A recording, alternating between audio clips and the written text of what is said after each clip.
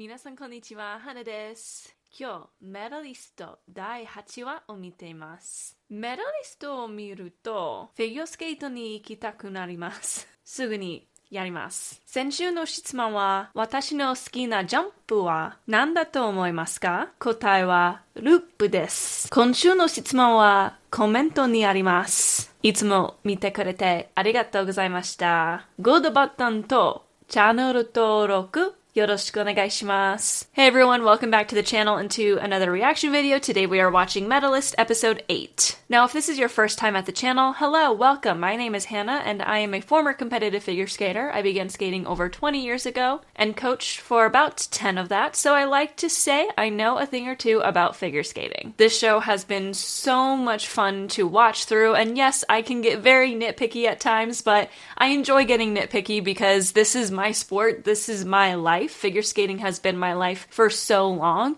The moment I see something even remotely a little bit off, I'm probably going to talk about it. And I appreciate all of you all coming along for the ride. Now, last week I did get a comment asking about the order in which a skater will learn double jumps. This is because in the last episode, which if you haven't seen yet, go ahead and check it out, I did mention that it seemed a little bit odd that she had been working on double salchow for most of the episode and was really struggling to land it.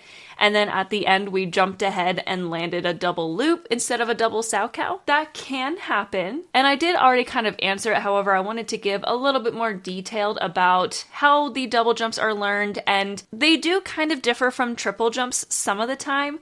However, I never learned triple jumps, so I never really experienced that process, but I definitely did learn double jumps, so I am speaking from my own experience. But keep in mind, the order of double jumps, it's consistently the same. However, some skaters will prefer edge jumps over toe jumps or toe jumps over edge jumps or just be a little bit different, and it's really up to the coach of that specific skater of what order they should teach the jumps in. However, there is a pretty common order. The most common order is single axel, double salchow, double toe loop, double flip, double lutz, and then double axel. Now, usually when a skater is going through this journey of learning double jumps, they'll be working on double salchow, double toe loop, and double loop at the same time. Again, this is not specific to every single skater. This is a consistent way of learning. However, every skater is a little bit different. For me, I really tried to master a double salchow and a double toe loop, and then master the double loop before I moved on to flip and lutz, because they're, in my opinion, as far as learning the jumps, was a big jump from loop to flip, while the jump between sow, toe, and loop was not as big. And I'm talking about like difficulty. It's kind of hard to explain, but salchow and toe loop, there's a little bit more pre-rotation on the ice before you take off. So you're still only getting usually around 1.5 rotations in the air. When you go on to loop, flip, and lutz, those 3 jumps, you have to get the full double rotation in the air, which makes them exceptionally more difficult. I was a skater who preferred edge jumps, so salchow and loop were my absolute favorites. I had those jumps down perfectly consistently.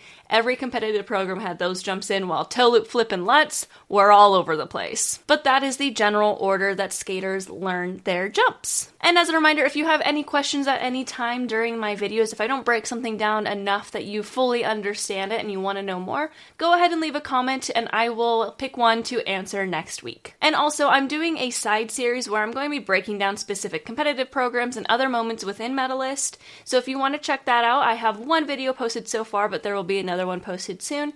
And if you have any requests of specific scenes or competitive programs from the show that you want me to break down, leave that in the comments as well. I'll be taking requests. But I'm really excited for today's episode. I'm interested to see what happens with Inori's skates. We did leave off on a little bit of a cliffhanger. It seemed that either someone took her bag thinking it was theirs and now we don't know where the skates are, or it's quite possible that she left the skates on the train or somewhere, which is a skater's worst nightmare. I remember when I was competing, I would check 4 to 5 times to make sure my skates were with me, because if you forget your skates, you're not competing. Like, that's just not gonna happen. So I'm very interested to see what happens next, but before we dive into today's episode, don't forget to like the video, subscribe to the channel, and leave a comment your thoughts on today's episode. Also, if you're interested, I have a Patreon where this episode will be posted early and unedited. If you want to check that out, the link is in my description. And finally, if you'd like to follow me on social media, I am at Hannah Malay on Instagram. If you're interested in some some more of my cosplay content. And I'm at Looking Nerdy on TikTok and X if you're more interested in my random thoughts and or fun short form content. But let's get into it.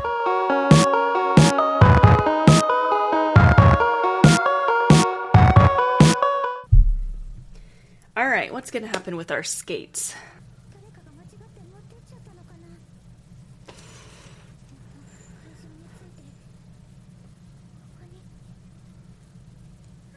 Yoga mat and backpack.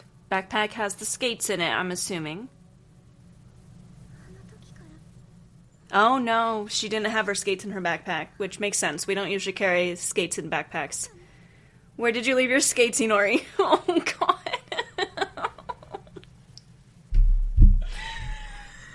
The stress I'm feeling right now is more intense than when I watch a battle show.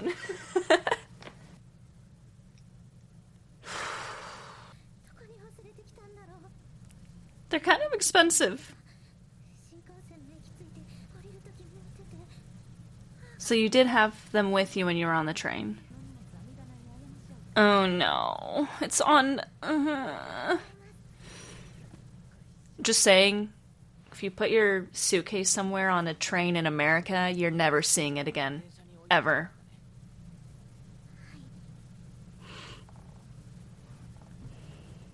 We would come by car, though, so...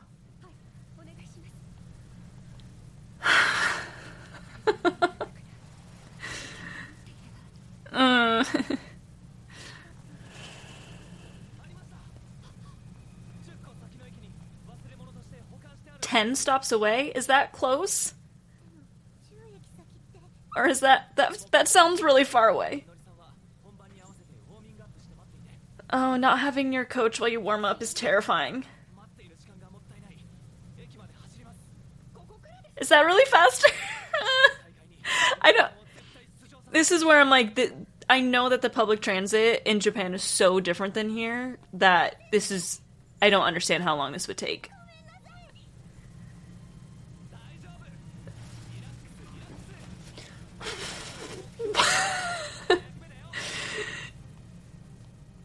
I feel like she's gonna end up missing her 5-minute warm-up or something, and that's, like, the worst thing.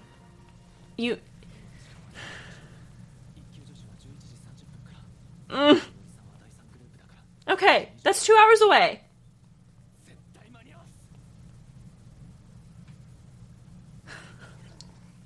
I don't like this. I hate this.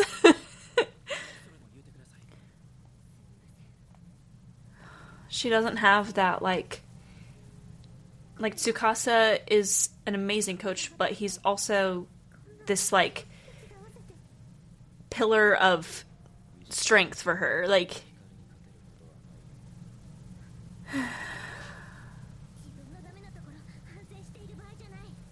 Don't be second-guessing yourself now, too. You have... I'm so nervous.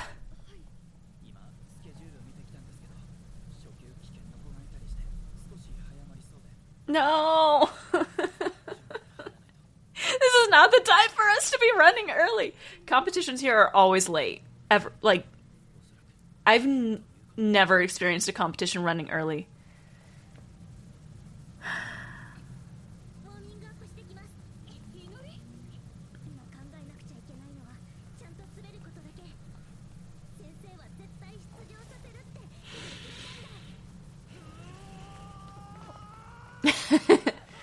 Oh.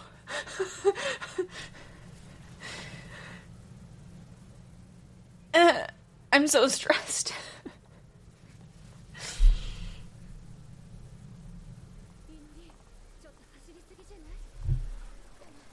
Don't overdo it. You can't, like... You just need to warm up your body. You're not supposed to be building up stamina while you warm up for a competition. Oh, her dress is cute. She looks like Tinkerbell. Double Saucow. Very nicely done. Oh, 23? Is this the same group as hers?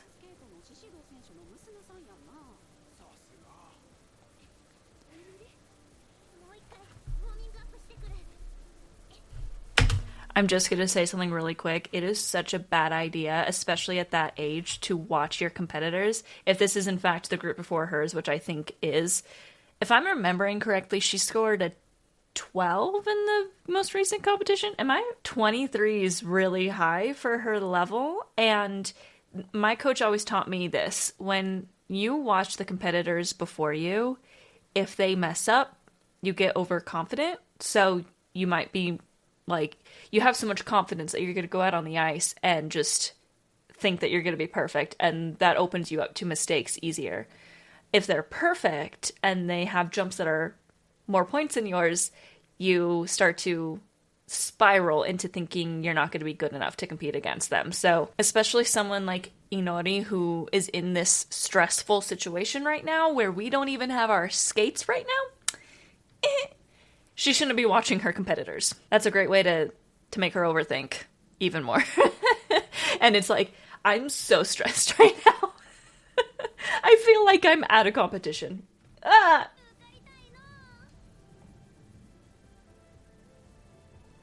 So she is Inori's competitor then, because she tested to level 1.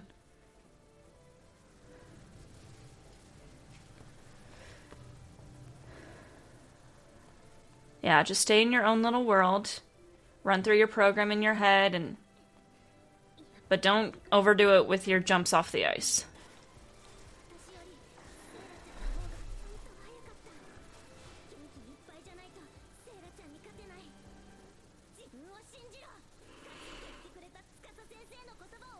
Believe in yourself. It's the only thing you can do. The sport is so mental. You have to have confidence in yourself.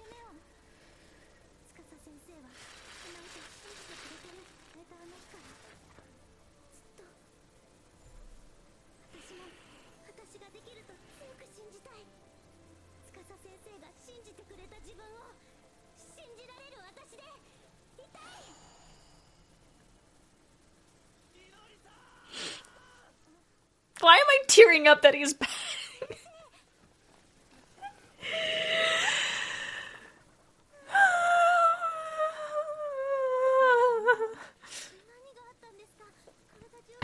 He ran like the entire way. They're here. Put them on. Oh, the drama. Oh, come on. I can't even form a sentence right now. Oh my god, she's not there. Nothing like a good hearty run before you get on your warm-up that takes up a lot of stamina. Whew.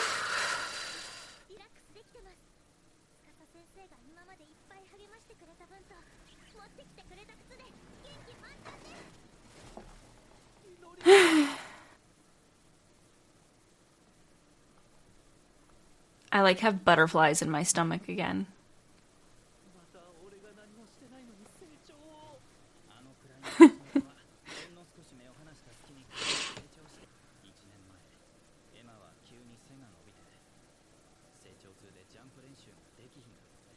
Yeah.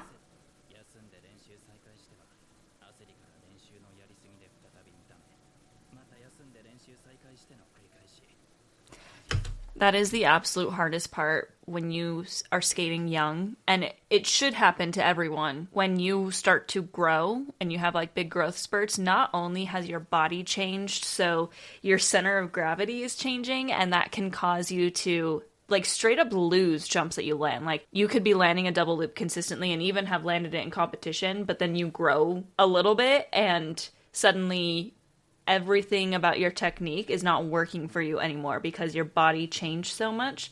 And then on top of that, growing pains can truly keep you off the ice for a long time, especially if they're intense growing pains, and they can cause injury. That like there's so much that can happen. And that's the hard part.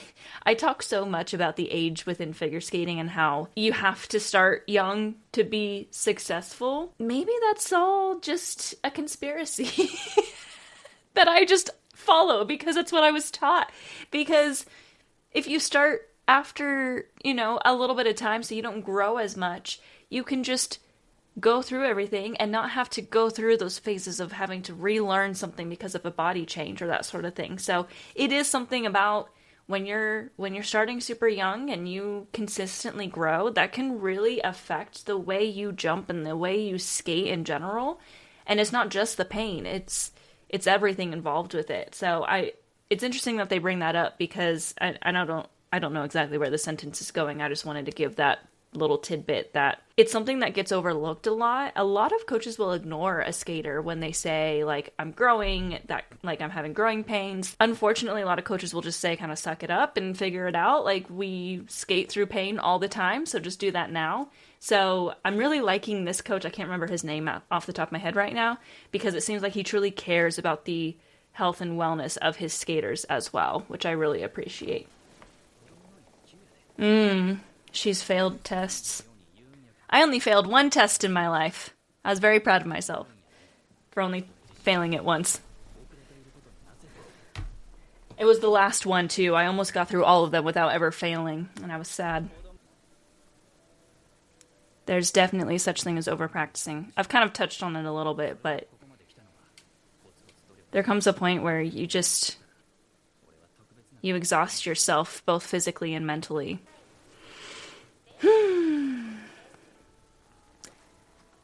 The warm-up, the 5-minute warm-up before competing was always more nerve-wracking for me. I always hated that more than just competing. It uses so much stamina, too. That's not the end of the episode. Okay. I was like, that isn't already the end. It's so quiet, too. They only start playing music once you get in the, like, international levels. Nice! A good double loop, yep. Now, sometimes if you have a really good warm-up, though, sometimes the program can go poorly. Usually, if I had a not great warm-up, I'd actually skate better in the competition.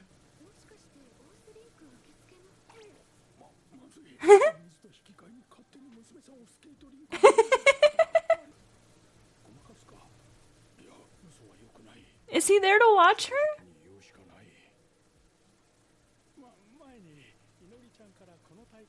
That's so sweet.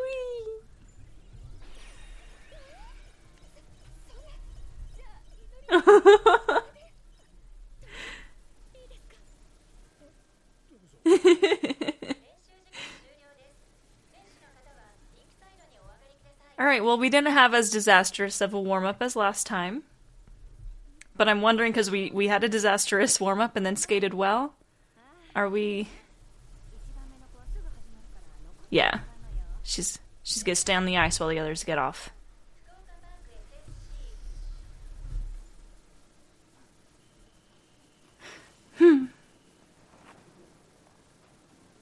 Okay.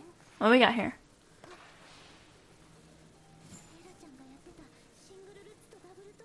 Yeah, say that was a single double combo. That happens in lower levels.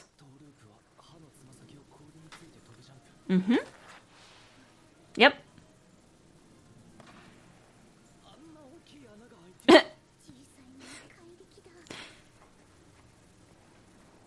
Yeah.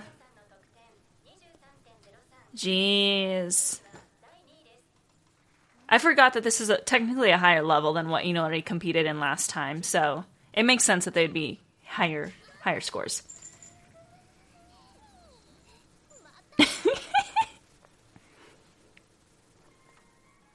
I like how they mix up. There's so many small details in this, because if you look at her skates, they're tan. It's because she has over-the-boot tights on, while some skaters don't have that. Ooh, she landed right in that. Yeah. While other skaters just have their skates. That's very common. You have some skaters with over-the-boot tights, while some skaters under the boot. It's just like a fun little detail. Oh. That's a big combo.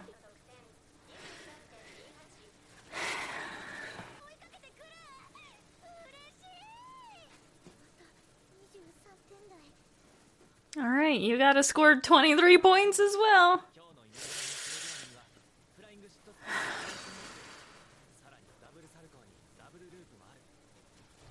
Is her double Salchow consistent now? This is a very competitive group, it seems.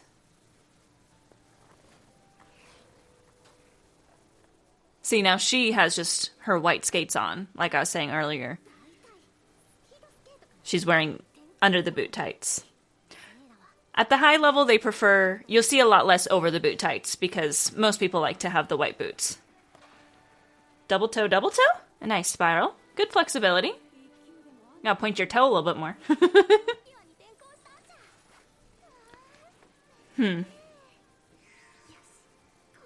Her dress is pretty. Is she gonna fall? Oh? No.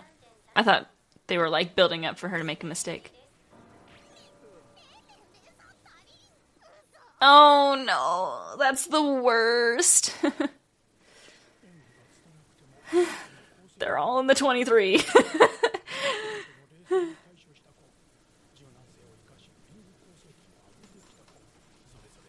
I take back what I said. I don't want Inori to not win. I want her to win this again.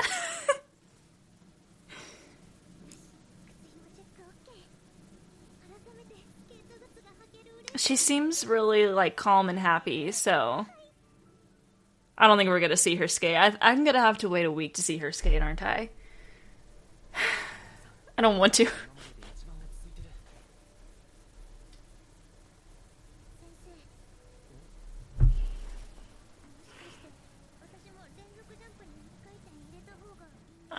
Don't be making these decisions right now.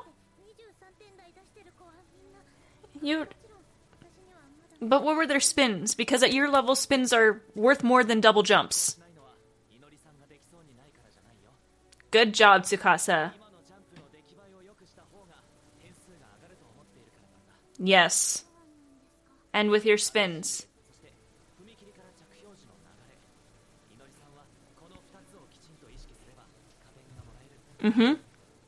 Get that. Get higher grade of execution. Get your spin levels. And skate. Just perform. You don't have to, like, throw something out that you're not consistent in. Because then you're gonna, like, possibly mess up and then...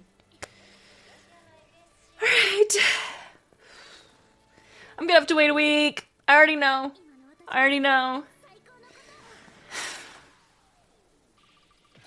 Oh. I've done that. I've definitely done that. It's so embarrassing. It reminds me of when Ashley Wagner skated a clean short program at Worlds and then started jumping up and down and fell right down. But it was after the program ended, so it didn't matter. It's like, it happens, you know? Ice is slippery.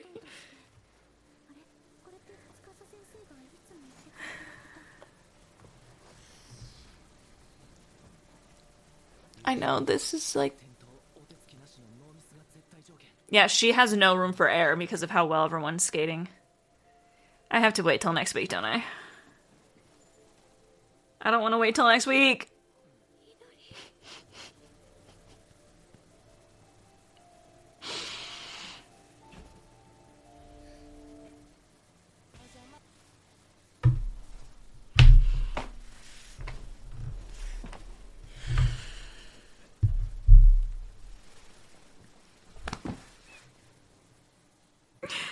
Where can I get the manga?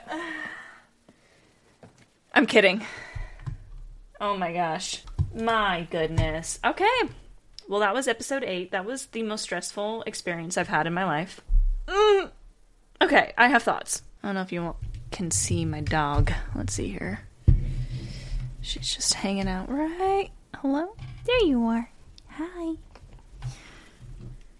Mika. Say hi. Okay. So first of all, the whole skate disaster. That can definitely happen. Now, I mentioned a couple times, it's a little bit different here because in America, everyone drives everywhere they go. There's not really a public transport system that works very well. It's really only in, like, very dense city areas like Los Angeles and New York. And even in Los Angeles, it's not as common to use it as New York. I think New York is one of the only cities in America in general where you'll find a lot of people who don't own cars and rely on the public transit system. And even then, I've never been to New York, so I'm speaking on complete just what I hear. But I hear that the public transit system in New York, while a lot of people rely on it, it kind of sucks. You can forget your skates, but in America, the more likely thing that would happen is if you left them at home, or if you're traveling, you left it at a hotel. So it might not be quite as stressful if you leave it at the hotel, because you can just drive to the hotel and come back. But if you leave it at home, depending on how far away you live, that's a problem. And that can mean you're just not going to be able to compete. Also, just the idea of having your coach go and get it, and then you not having your coach with you while you warm up. So as we saw, Inori was like watching her competitors and freaking out over it and doing a lot of extra running and like tiring herself out. You know, when you don't have your coach, especially for someone like Inori, who's such a young skater and so new at this is only her second competition. You don't have your coach to tell you what to do. You're gonna like go crazy. And it's terrifying to not have that pillar of just like calmness, especially because in Inori's case, like Tsukasa is that just like calm person in her life that she needs. So glad we got the skates. Super stressful to go out there right after you get them, but she seems really, really calm. I'm a little bit nervous because we're seeing these skaters throw out these really difficult jumps. We've seen double toe loops, double combos, which are worth a lot of points. And I've only seen Inori land a double loop. So obviously we've talked about how it seems like when it comes to her going through the jumps and learning each one, they are skipping over a lot. And whatever, you know, like it's an anime, it's not real life. So there's going to be aspects to it that just don't feel realistic to me as a figure skater because I know how much time it takes to land a lot of these jumps. But I'm definitely nervous about, I don't know, the way they're building this up. I feel like this is either going to go extremely well or extremely not well. So I'm definitely nervous for next week and what we're gonna see. But this episode was stressful. Very, very stressful. I am very glad that Tsukasa was like, nope, we're gonna do what you've been planning. It's not a good idea to just right before you go out there be like, I'm gonna do a harder jump because my competitors are doing a harder jump. You have to trust in what you can do. And in the case of Inori, I found it interesting that the skaters leading up to it, we didn't really see them spin. I feel like they focused on the jumps. Spins are so important at Inori's level because they are worth more points than a double combo. So you want to make sure that you're getting your spin levels if you're getting a level 2, level 3. Now, in America, the lower levels cut off the highest level you can get. Usually, I think around the level she's at, we kind of, level 2 or 3 is the cutoff. You can't get a level 4 yet, but that's more of a specific US rule, so I'm not exactly sure how it goes here. But if you get a level 4 combination spin, my coach rammed it into our heads. A level 4 combination spin is worth more than a double something combo. Like, it's worth a lot of points. That you can use to your advantage, and then get that grade of execution. Skate even smoother and stronger than the other skaters. And even if you do something that's maybe not quite as difficult as what they did, you perform what you have well, the judges will reward you. So, I'm excited for next week. I wish next week would come right now, because I want to know what happens next. But I'm very much looking forward to it. I don't really know where they're going to take this. I don't know if we're going to have another great one or if we're going to have a tough one. I want her to skate very, very well. I'm feeling the energy, the nervous energy, so I'm hoping that it goes well for her. But that is going to be it for today's video. If you liked it, don't forget to like the video, subscribe to the channel, and leave a comment your thoughts on today's episode. And also join my Patreon if you would like to get these videos unedited and early. And then be on the lookout for the next breakdown. I'm going to kind of break down actually more of what those skaters just did and talk about points and talk about what I think Inori needs to do to win. So if you want to check that out, that'll come out a little bit later this week. And then finally, if you want to follow me on social media, I am at Hannah Malay on Instagram and at lookingnerdy on TikTok and X. But with that, I will see you all next week. I will be logging in the moment that episode hits because I need to know what happens next. But that's it for this week. I'll see y'all next week. Matane!